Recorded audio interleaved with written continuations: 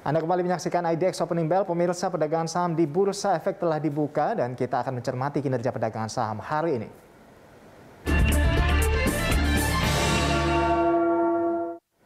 Ya, untuk mengetahui pergerakan saham hari ini, kita bergabung dengan CEO Sukor Sekuritas, Bernardus Wijaya. Selamat pagi, Mas Bernardus. Ya, selamat pagi Mas Orlando, apa kabarnya? Kabar baik, luar biasa. Ya, Mas Bernardus, IHSG ini kembali tembus ke level 6.100 ya. Nah, ini seperti apa pergerakannya hari ini dari Anda? Oke, jadi untuk IHSG pergerakan hari ini saya perkirakan masih sideways di kisaran area MA 100-nya di kisaran angka 6.060 sampai dengan area resisten di area 6.120. Dan IHSG hari ini sentimen yang masih mendongkrak terkait mengenai IHSG adalah terkait wait and see terkait mengenai laporan keuangan kuartal 2. Bagaimana kondisi laporan kuartal 2 ini akan menentukan bagaimana IHSG mampu breakout dari area 6120 sampai 6145 atau tidak. Yang mana penentuannya ada di hari Jumat akhir pekan ini dan prediksi breakout atau tidak di perdagangan hari Senin depan nantinya. Karena investor saat ini masih wait and see terkait mengenai laporan keuangan. Baik. Nah, lalu terkait laporan keuangan sendiri, emiten apa yang menarik untuk kita perhatikan? Nanti kita akan bahas bareng Mas Orlando nih. Baik, oke Mas Bernardus. Nah, ini kita tahu kan PPKM level 4 diberlakukan sampai 2 Agustus nanti ya untuk Jawa dan Bali. Anda melihatnya seperti apa dampak terhadap IHSG? Nah, untuk PPKM sendiri dampak terhadap IHSG sudah cukup terbatas ya, karena masyarakat ataupun investor sudah dapat mengantisipasi apa yang akan terjadi dari PPKM ini terhadap ekonomi.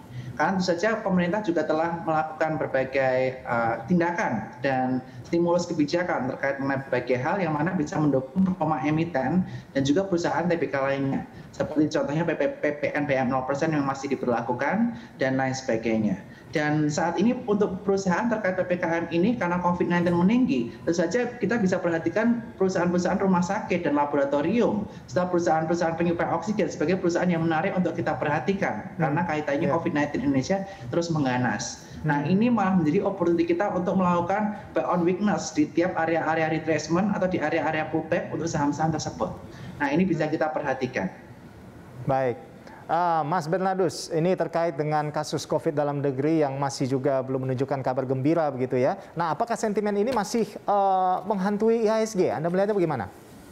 Kalau untuk saat ini, menurut saya IHSG sudah price in. Untuk terkait mengenai COVID-19, mereka sudah get used to it, sudah terbiasa dengan COVID-19. Tinggal bagaimana penanganannya ke depannya ini yang akan menentukan IHSG akan breakout atau tidak. Tapi kalau untuk downside-nya IHSG sudah terbatas dan menurut saya area MA 100 sudah cukup kuat di mana investor asing terus melakukan aktivitas inflow, terutama akibat di China di mana pemerintah China melakukan pembatasan kebijakan terkait mengenai perusahaan-perusahaan tech, terutama tech education. Sehingga Shanghai dan Hong Kong banyak aktivitas sell off investor asing kurang lebih 2 hari beruntun mengalami penurunan 4%, sehingga ini sangat menguntungkan adanya inflow salah satunya ke Indonesia. Yang mana kita melihat inflow di bulan ini cukup signifikan dari asing dibandingkan aktivitas net buy bulan-bulan sebelumnya. Baik, nah jika dibandingkan dengan PPKM awal, dampak PPKM kali ini tidak sebesar pelemahan 2020. Nah, ini bagaimana Anda menilai daya tahan IHSG dan sikap investor? Oke, jadi terkait PPKM saat ini masyarakat atau investor sudah cenderung cukup terbiasa dengan kaitannya PPKM, dan PPKM mereka pun sudah bisa melakukan aktivitas secara online, sehingga tentu saja selain perusahaan rumah sakit yang saya sampaikan tadi, ini akan menguntungkan perusahaan-perusahaan kaitannya mengenai tech enabler, tech holding, dan tech company. Karena pertumbuhan ekonomi saat ini didominasi dari ranah digital. Dan kita bisa perhatikan berbagai saham-saham kaitannya mengenai tech enabler seperti perusahaan telekomunikasi dan pertawaran mengalami kenaikan cukup signifikan.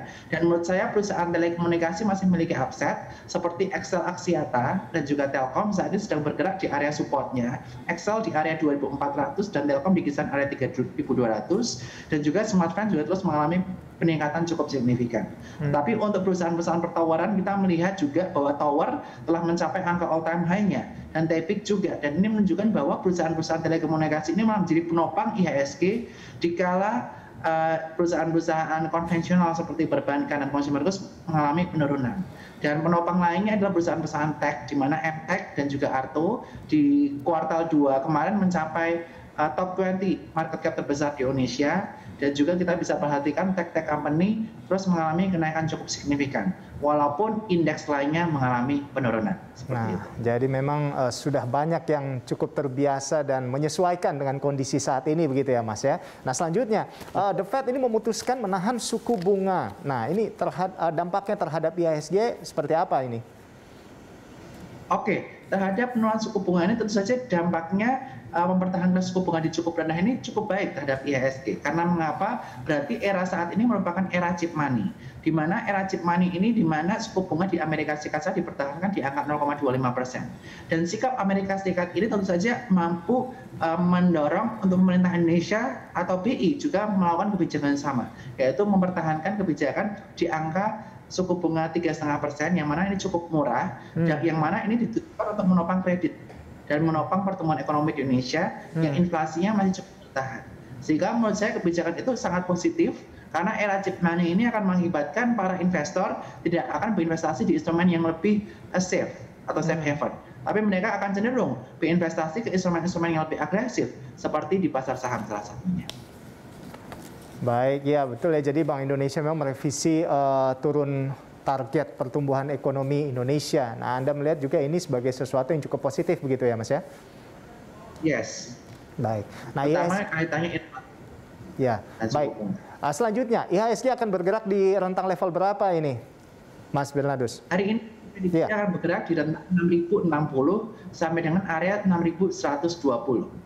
Di mana maksimal nanti area ekornya di area 6145, tapi untuk area closing saya prediksikan mentok di 6120 karena masih wait and see terkait laporan keuangan. Selanjutnya kita bicara soal saham, Mas Bernardus. Nah ini penahanan suku bunga oleh BI, ini seberapa besar dampaknya untuk saham perbankan kalau Anda melihatnya?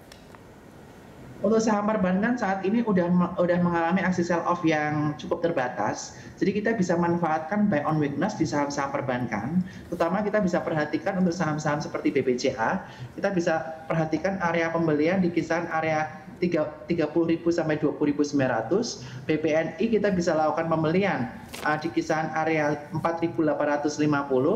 PMRI kita bisa lakukan pembelian di kisaran area 5.700 dan BPRI kita bisa manfaatkan pembelian di dekat-dekat area 3.800 sampai 3.700. Dan area pembeliannya ini udah cukup menarik untuk kita investasikan jangka panjang, sehingga kita bisa pasti perhatikan saham-saham perbankan. Tapi yang lebih menarik lagi adalah saham-saham perbankan digital, karena mereka untuk mengakuisisi nasabah akan lebih cepat, dan kita bisa melihat bahwa Arto telah memiliki market cap lebih besar dari Astra Internasional dan mengalami kenaikan cukup signifikan, bahkan telah menembus area 18.000 per lembar sahamnya. Ini menunjukkan bahwa saat ini appetite masyarakat cenderung ke bank-bank digital karena potensi kedepannya return on asset dan return on equity-nya menarik untuk dipertimbangkan, apalagi dengan ekosistem Goto yang akan mengombinasikan dengan Arto. Dan untuk saham-saham lainnya yang kaitannya dengan digital yang masih kita cukup menarik adalah Agro, di mana Agro telah mencetak all time high-nya dan kita targetkan di kisaran area 3.000-an. Dan untuk BRI Syariah, kita jangan lupakan market syariah ini cukup besar, dan BRI BRIS atau Bank Syariah Indonesia, mohon maaf, telah direvisi kodenya, dan kita bisa melihat bahwa Bank Syariah Indonesia atau BRIS ini cukup menarik untuk kita perhatikan. Dan ditargetkan mencapai angka 3.200 dengan laporan keuangan yang saya prediksikan akan cukup menarik setelah konsolidasi Bank Syariah. Dan juga di Aceh sana ada perubahan yang mana awal mulanya para PNS, para nasabah yang di bank konvensional harus berpaling atau berpindah ke Bank Syariah Indonesia. Ya. Nah selanjutnya, ini Mas, ini kan BUMN Karya ini mendapat penyertaan modal negara yang cukup besar. Nah ini bagaimana sahamnya kalau Anda melihatnya? Kalau untuk BUMN Karya, saya prediksikan untuk saat ini masih belum begitu menarik, karena saat ini sentimennya adalah terkait dengan laporan keuangan. Tapi setelah laporan keuangan keluar dari BUMN Karya yang diprediksikan laporan keuangan Q2 akan tidak bagus, kita bisa manfaatkan buy on weakness. Jika para investor percaya bahwa suntikan dana dari pemerintah ini mampu menunjang performa mereka di kuartal 3. Terutama perusahaan-perusahaan seperti Waskita Karya. Terkait dengan jalan tol, kita bisa manfaatkan buy on weakness. Ketika nanti laporan keuangan keluar, di mana diprediksikan laporan keuangannya tidak akan sebagus itu, dan kita bisa lakukan pembelian di area 830 sampai dengan area 890. Ini area buy on weakness dan nanti kita cukup trading cepat aja karena potensi kedepannya masih belum terlihat dengan area resistance 925 dan nextnya di area 1010. Baik. Baik, terima kasih atas informasinya, Mas Bernardus Wijaya, CEO Sukor Sekuritas. Oke, terima kasih.